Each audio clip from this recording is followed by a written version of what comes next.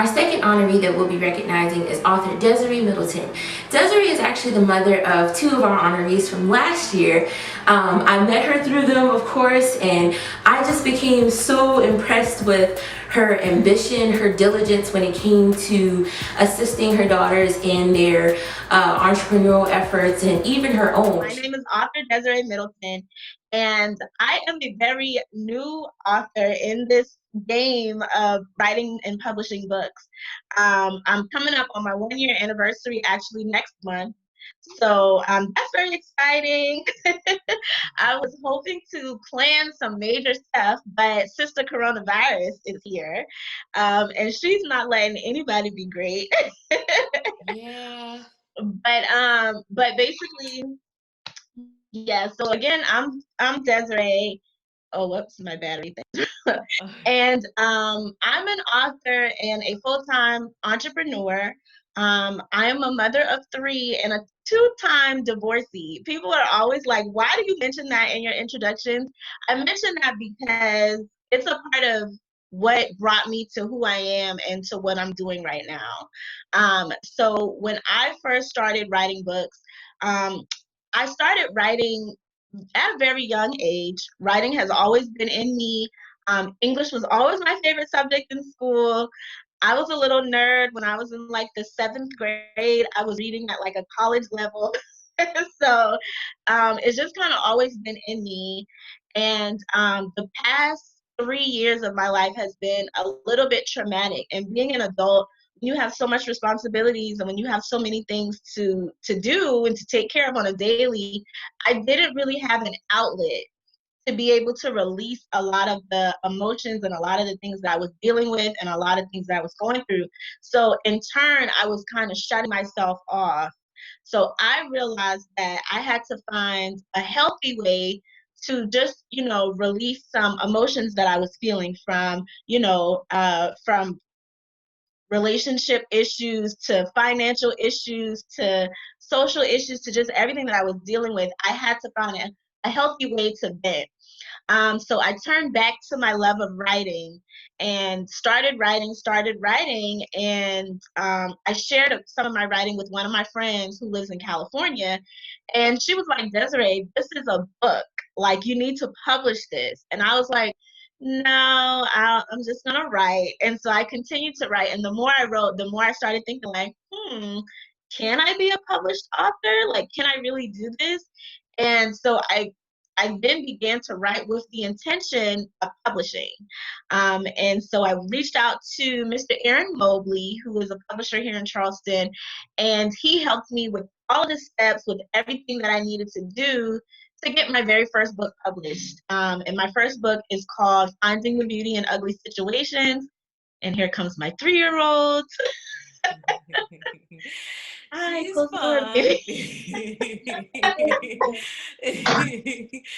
who are you talking to? My first book is called, I mean, we're at home, so. Hi, Taylor. But, Hi. She's like, hey, keep it down. My first book is called Finding the Beauty in Ugly Situations. I know. My first book is called Finding the Beauty in Ugly Situations, and it's really a motivational book, something to encourage not only women, but people in general, who may be going through things and may feel like they don't have an outlet or they don't know, they think that life is just this big ugly monster and they don't know how to get through. So I talk about a lot of personal issues in that book, and but I kind of also give insight on how I got through a lot of those things. And I honestly feel like, God took me through a lot of those things for this very reason, for me to be able to share it with others and to let them know, like, you may go through this, you may think it's hard, you may think it's difficult, but you can definitely find the beauty in every ugly situation that you may go through. So that's how my author career started. And then on top of that, I have like 3 other businesses. And I am momager to my daughters who have their business, which is Monty and Maya's Fruity Treats. They're super popular. They're like semi-famous. almost. They've been on Inside Edition, Good Morning America. They've been on several local news outlets. They've won several awards just for their Fruity Treats business and the fact that they are advocates for sickle cell research, because Taylor, the little one who's just in the camera, she was born with sickle cell. And so we do a lot of events and different things with MUSC, baby. A lot of things with MUSC to kind of, advocate for sickle cell patients. So that's kind of me in a nutshell, I guess. Well, awesome. And Taylor is fine. Like, this is one of the reasons why I wanted to, like, make sure that you were recognized, because I feel like people and women, especially female entrepreneurs, need to know that, hey, like, we're super women, like, we're moms, we are pursuing our own dreams, we're doing everything, so we definitely, see, I gotta keep that in there. But y'all are like super beings. Y'all are super beings when it comes to everything that you're doing. And I think it's a wonderful thing to be able to see a woman as successful as you pursuing her dreams, supporting her kids, being an awesome mom, regardless of life's stereotypes and other foolishness in the world. So no problem at all having her there. Right, exactly. And that's a big thing. Yeah, and it's crazy because, having 3 children has really had to bring the creativity out of me, and that's part of the reason why I was pretty much forced out of corporate America, because because I chose being a mom first. And that was a little bit, traumatic for me, because I really loved my career and I really loved what I was doing in corporate America. I was doing human resources. I was a human resources manager, and I really loved my job. Um, and I expected to retire from my position, but I definitely cannot, I had to make a decision. Like, I cannot choose between taking care of my ill child who has an illness that she was born with and that she probably will die with, because we don't have a definitive cure as of yet. Now, there have been some medical things that have come out, but nothing has been a definitive cure. So, I can't choose between, do I take my daughter to the hospital today because she has a fever, or do I go into work for 8 hours? Like, I couldn't, that wasn't a decision that I ever wanted to have to make. I didn't want to ever have to choose, because I am a single mom and because it is just me. I have to do everything. So I didn't have a choice. So, I was practically forced out of corporate America, and I just had to find a way to make all of the ends meet. And that has been through, writing books and selling them, and, having all of these other businesses. No, I know you talked about, your daughters and how ambitious they are, and, their businesses that they do, as well as, the forces of life that have kind of propelled you into being an entrepreneur, so that you can be able to provide for your family and things like that. Why were you, or I don't want to say why, but what was a major influence for you to be able to stick with entrepreneurship? What about entrepreneurship was it that you were like, okay, I'm going to stick with this. This is something that I think I'm good at. This is something that I think I can really do, blah, blah, blah, blah. If that makes sense.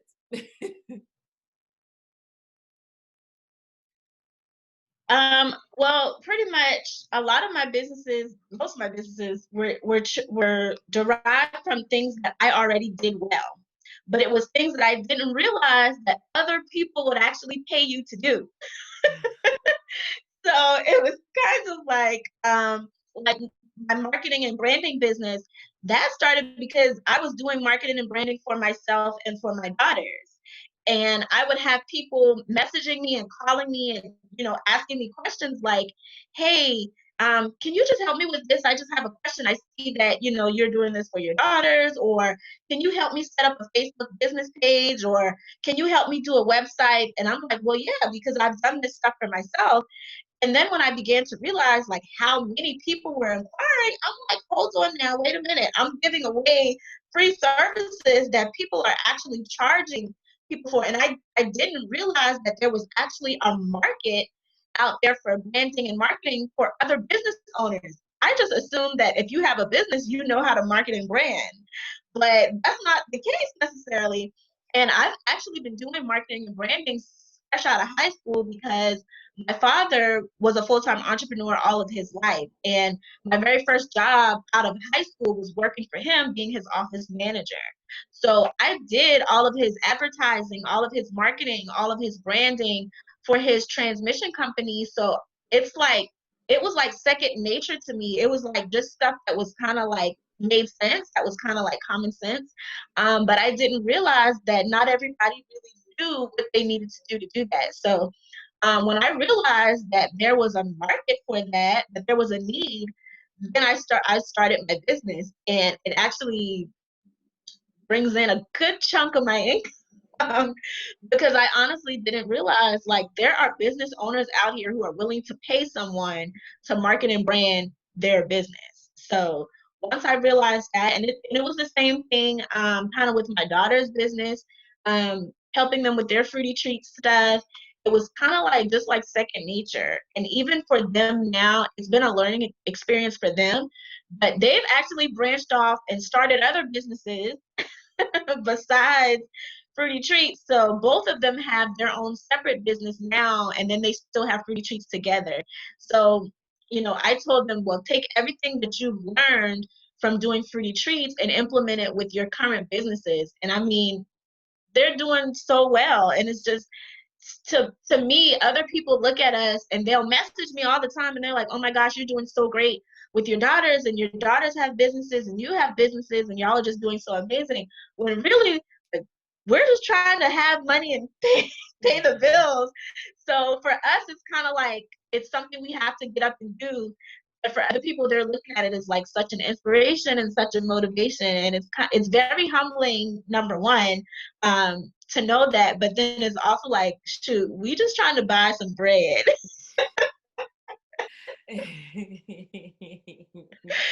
So yeah, it's just, but I mean, there's a market out here for everything, and people are out here willing to pay for services. Just like my eyelash extension business, I didn't realize that there was a market for that, and there's a huge market for that. Like, women love to have beautiful eyelashes.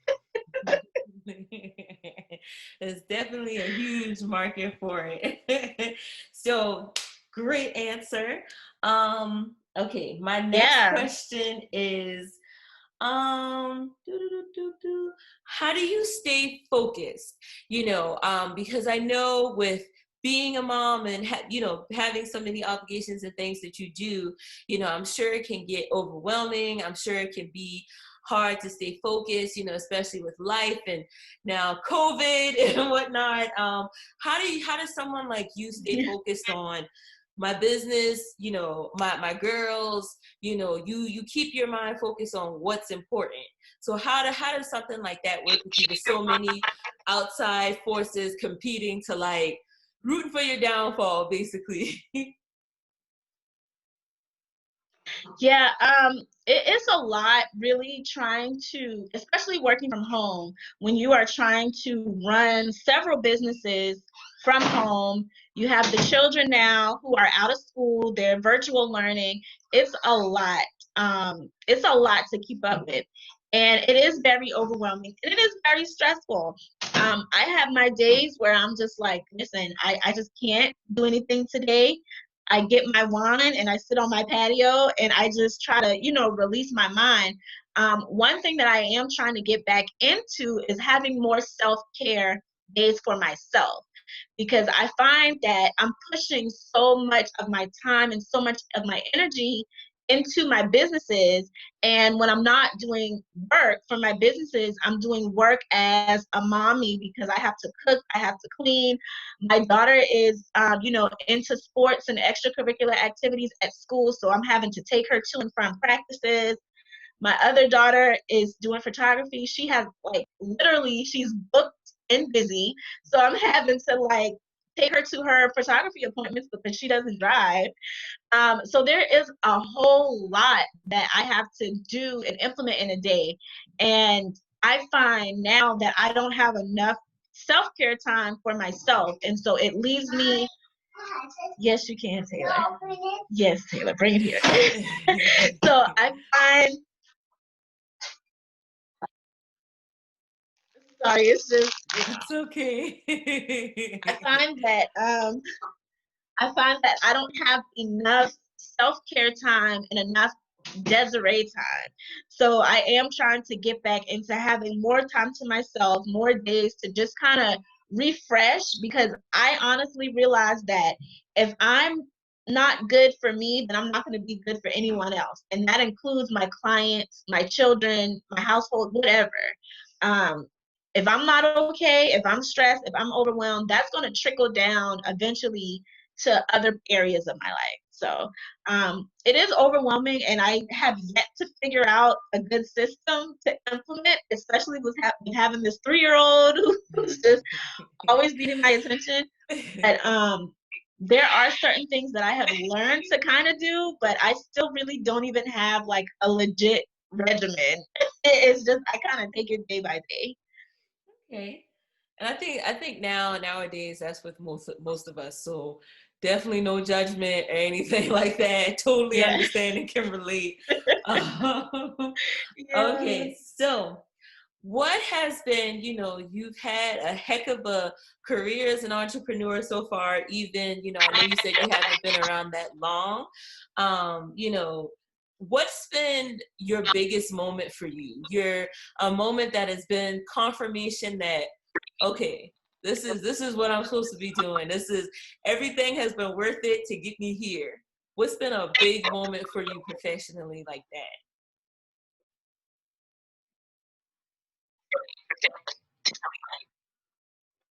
I would have to say when my very first book came out. Just being a child, I come from a family of um, very influential people. And I remember being a little girl and always telling my dad, hey, I want to be a writer, or I want to be an actress, or, I wanted to be a weather girl at one point on the news. So it's just, when you're a child and you say, some people ask you, well, what do you want to be when you grow up? And you tell them what you want to be when you grow up, and you actually grow up and fulfill one of those dreams, then it's kind of like, oh my gosh, I remember saying this when I was a child. And I remember telling my father that I wanted to be a writer. I wanted to write books. So when my first book actually came out and people were actually buying it, I was like, I'm an author for real. Like it was very overwhelming, because it was kind of like, you talk about doing this thing for years and years and years, and then life happens, and then you kind of just forget about it, and it kind of falls by the wayside, and you move on into other things, and then it's kind of like full circle, like it comes right back around. One way or another, God works it out to where you actually fulfill this purpose. And for me, it's just like, I know that writing and I know that being an author was my destiny. And so when I actually, when it actually came to fruition, it was like very mind blowing, because I honestly had threw that dream away years and years and years ago. And so I never thought that here it is, in my 30s. Wait, Taylor. I never thought that in my 30s, that this thing would come full circle and I would actually, become an author. And that also lets me know, like, it's never too late. It's never too late, regardless of what you want to do, regardless of, what dream you have. If you fulfill it at 18, if you fulfill it at 30, if you fulfill it at 60, as long as you fulfill it, it's never too late. And it doesn't matter when it happens in your life, because I definitely didn't think that, that dream of mine was ever going to come to fruition. And I definitely never would have thought people would actually be buying it and actually be waiting on next books. Everyone's like, well, when's your next book coming out? I'm ready to read the next one. And I'm just like, really? Like, y'all really want to hear what I got to say? So that that had to have been the best part of my professional career. Just really publishing that book and actually having people to follow me, actually having a fan base and people who are actually interested in reading my books. That's like mind blowing to me, and it still is. It probably Taylor, stop. It probably always will be very mind blowing to me. Awesome, awesome.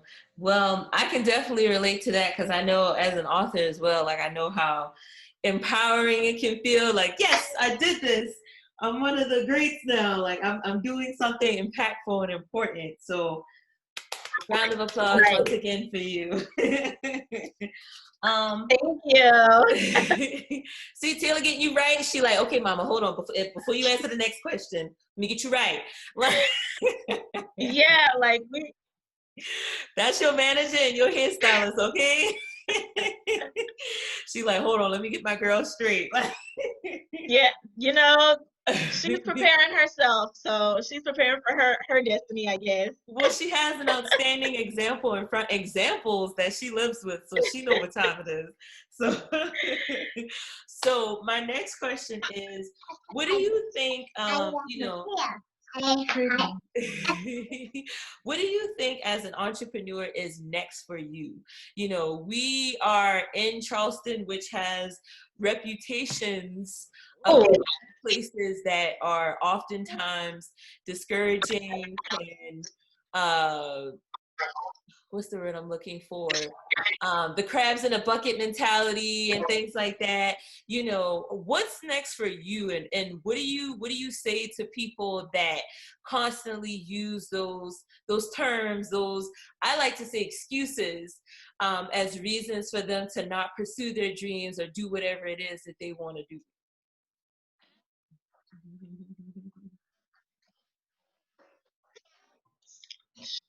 I definitely, Taylor, please. I honestly, I don't want to say that I don't make plans, because I do make plans, but I feel like now I have fulfilled dreams that I didn't think I would ever be able to fulfill. Pretty much anything that pops into my mind, I at least try to execute it. If it's something, I feel like if it's something that I can dream, then it's something that I can definitely do. Now, it may not always work out. I have had businesses that I have done and it didn't work, and I ended it within a year or within a couple of months because it just didn't work out for me. But my thing is, at least I tried. At least I attempted to do something. So, as far as what's next for me in entrepreneurship, I am really just trying to find that one business where I am not going to have to work as hard as I am working, but the money flow, the cash flow is still going to be coming in. Kind of like the Kardashians, where they just kind of got famous for much of nothing. That's kind of, I'm looking for that next thing that's going to just be rolling in the dough, and where I won't have to work as hard as I have been working. Not that I'm afraid of working hard, not that I don't want to work hard. It's just I feel like I'm tired, really, literally. I'm exhausted. So I need to. I am tired, baby. And I did just wake up. These kids be telling all your business, girl. But it's kind of like just wanting to find that thing that I can finally say, this is it, and this is the only thing that I'm going to have to do for the rest of my life, and this is going to take care of me for the rest of my life. At this point right now, I don't think I have found that business. I don't think I have, gotten into that, whatever that thing is, just yet. I am hoping that my author career will be that business for me, because I really do enjoy writing. And, people say all the time, do what you love to do, because it'll never be a job. And I feel like writing is that thing for me. It's just I have to figure out, and I have to maneuver what part of my writing career, how can I get it out there? How can I make it, make it huge, make it that thing to where I could possibly be the next Oprah, or the next Tyler Perry, or the next Toni Morrison, or the next Maya Angelou. Like, I'm trying to find what that one book is going to be that's going to make everybody know exactly who author Desiree Middleton is. Well, I will definitely say you are on your way to all of that. So I'm already claiming it for you and everything. I got one more question. Thank So you, thank you. okay, so pretend that I'm not here. Pretend that instead of Kim, you're talking to Desiree from, we will say Desiree from 10 years ago. Pretend like you're talking to Desiree from 10 years ago, and you are accomplished, you are doing great things right now. I'm pretty sure everybody don't like these stuff from 10 years ago, or they got an issue with themselves from 10 years ago. Or even if you want to think of a certain point in your life where you feel like you were at your lowest, what advice would you give to that person from everything that you've learned and everything that you've been through, all of the lessons from entrepreneurship, being a mom? What is the one lesson or lessons that you would share with that younger version of yourself? Wow. Well, definitely, my younger version of myself, I would want to tell her to stop looking for love in all the wrong places. I think trying to find love and trying to be accepted in love was one of my biggest downfalls. And because I've always been this type of person that felt like I had to be with someone because people always told me, "Oh, you're beautiful, you're this and you're that." And so I took that as, I took that as me saying, or them saying that I always needed to be with someone. And when I wasn't with someone, I felt like, oh, well, maybe I'm not as beautiful as they're telling me that I am because I don't have a boyfriend or I don't have a husband. And so I definitely would tell my younger self to stop looking for love in all the wrong places. You definitely have to love yourself first before you could ever love anyone else. And even though I feel like I've kind of always loved myself, I don't think I really, truly, genuinely knew what self-love was and the depth of it until the last maybe 2 or 3 years of my life. So I would definitely tell my younger self, focus on you, focus on loving yourself wholeheartedly, love everything about you, including your good parts of you, the bad parts of you, the ugly parts of you. Love everything about yourself, because that will then help you to find true love in the future. And don't rush that. That's not something to be rushed.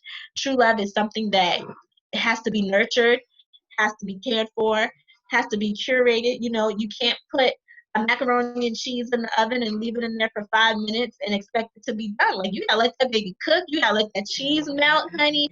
You got to let that cheese start bubbling up. That's when it's good. So you got to kind of do the same thing, with love. You got to kind of just let it bake. Let that cheese melt, let it bubble up, and really, in the meantime, while you are waiting and peeking in the oven, trying to see if it's ready, learn to really, really love yourself wholeheartedly. And I'll tell myself and any young woman that. Don't rush love, and really learn to love yourself more than you love anybody else, because that's really is, you can't, no one else can provide your happiness. You have to provide that for yourself. So that I would definitely tell myself that. Okay. Well, that was a wonderful response. I love that. Well, last thing that we're going to do is just, if you have any final remarks as far as thank yous, anybody in particular you want to, say thank you for, just their support, their love, their inspiration, and just what, and where can people find you and what can people continue to expect from you? So yeah, now you can say your thank yous. Well, I would love to first and foremost thank God. Without him, I promise I would not be in the position that I am in. So definitely want to thank God for everything, for enlightening me, for showing me exactly who I am, the good parts of me, the bad parts of me, the ugly parts of me, and loving me enough to work with me and work through me to to be able to allow me to get to this point in this position in my life. Secondly, I want to thank all of my supporters, everyone who follows me on Facebook, who puts up with my shenanigans on social media, to those who reads my books, who purchases my books, who encourages me to write more and to continue on. I definitely want to thank you all. Those who share my posts and share everything that I do, thank you. I want to thank my parents, my mom for sure. She has been my backbone, not only in support and encouragement, but also financially. My mom has funded a lot of my businesses when I wasn't able to do it myself. So definitely want to thank her. Stop, Taylor. I definitely want to thank my father. He was always a huge supporter of everything that I did, someone who encouraged me all the time. And even though earlier this year, I lost him, I still hear him sometimes telling me, like, Des, you can do this. That was one thing that he always told me. I don't care how far-fetched of an idea that I had, he always said, oh, I know you can do that. I know you can do that. So sometimes when I'm having those days where I'm just like, oh, I'm so stressed out, I don't want to do this anymore, I know that he's always right there just saying, you can do this, Des, you can do this. So definitely want to thank him for being who he was to me in life. Want to thank my children because, without me having to take care of them and provide for them, I don't think I would, have this push that I have. Stop, Taylor. I don't think that I would have this push that I have and this drive and this ambition that I have, but they have definitely pushed me into some uncomfortable positions, but in a good way. Because I have had to learn how to make ends meet. I've had to learn how not to quit because I have people depending on me who needs my support, and being all that we have. I always post on social media like we're all we got, and that's honestly the truth. Like, we're all we got.